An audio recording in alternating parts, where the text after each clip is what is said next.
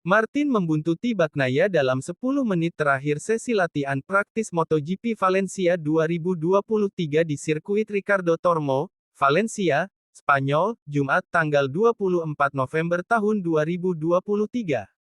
Padahal, Bagnaia sudah mencoba untuk menjauh dengan kembali ke garasi lagi hingga melebar ke jalan kecil di tepi lintasan. Namun, Martin tetap bersikeras untuk mengikutinya. Bagnaia akhirnya gagal menembus peringkat 10 besar sehingga gagal lolos otomatis ke kualifikasi 2. Manajer tim Ducati, Davide Tardozzi, sampai memberi pesan untuk tidak main-main dengan berdiri di depan Martin saat akan menjalani run terakhir. Namun, Martin, yang sebenarnya dikontrak langsung oleh Ducati meski memperkuat tim satelit, tidak peduli. Bagnaia pada akhirnya gagal mencapai waktu lap yang kompetitif untuk menembus peringkat 10 besar sehingga gagal lolos otomatis ke kualifikasi 2. Putaran terakhir Bagnaia otomatis dianulir gegara melewati bendera kuning di sektor 2 yang disebabkan kecelakaan tunggal Pol Espargaro, Gas-Gas T3. Martin sebenarnya sudah aman dengan waktu yang dicetaknya sebelum mengekor, naik lebih jauh ke urutan kedua berkat tow di belakang Bagnaia. Martin dianggap memenangi permainan mental karena aksinya membuat Bagnaia tidak fokus untuk membuat putaran yang cepat. Aksi Martin membuat tim Ducati tampak tidak senang. Meski begitu, Bagnaia menganggap enteng Cywar yang dilancarkan Martin kepadanya. Bagnaia unggul 21 poin atas Martin di puncak klasemen memasuki perlombaan sprint terakhir tahun ini, tetapi hanya menjadi yang tercepat ke-15 pada sesi latihan dan Martin di urutan kedua. Marquez, yang tidak asing dengan permainan perang pikiran dan taktik kontroversial selama sesi latihan, mengatakan kepada Marca bahwa taktik Martin sesuai peraturan. Beberapa orang akan berkata, tidak, ini tidak sportif. Untuk memenangkan kejuaraan, Anda harus mencari cara apapun yang terjadi, kata Marquez dilansir dari Crash.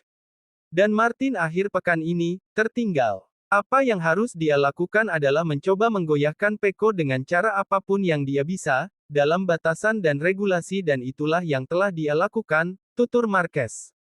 Itulah yang dia lakukan atau mereka memberitahu saya apa yang dia lakukan karena saya belum melihatnya, tetapi mereka memberitahu saya. Besok Pecco ada pekerjaan ekstra. Dalam balapan, dia harus melakukan hal yang sama. Kita lihat saja bagaimana dia menanganinya, tetapi pada akhirnya, ini adalah balap motor. Ada yang menyukainya, ada pula yang tidak menyukainya, ujar Marquez.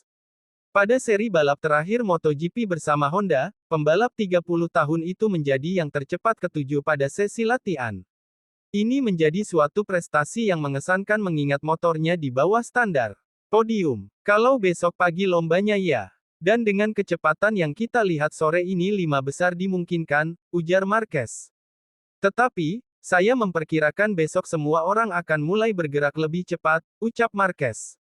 Misalnya, pada latihan bebas pertama, perbedaannya dengan latihan bebas lainnya sangat besar. Keadaan selanjutnya menjadi lebih ketat dan besok, bahkan lebih ketat lagi. Karena para pembalap sudah mencapai batasnya, ucap pemegang 6 gelar juara dunia MotoGP itu. Saya selalu memiliki kemampuan untuk mencapai batas dengan sangat cepat dan itulah yang saya lakukan pada latihan bebas pertama dan dalam latihan sejak awal, tetapi kemudian saya bertahan di sana. Petik 2. Semuanya akan tergantung pada hasil sesi kualifikasi. Menurut Marquez, jika dia memiliki catatan bagus pada Q2 dan mempertahankan kecepatan dan intensitas yang kami pertahankan hari ini dia bisa mencapai lebih baik. Selain itu, kepercayaan diri. Kami akan melihat apakah kami dapat mencapai hasil yang lebih baik dibandingkan balapan sebelumnya, kata Marquez.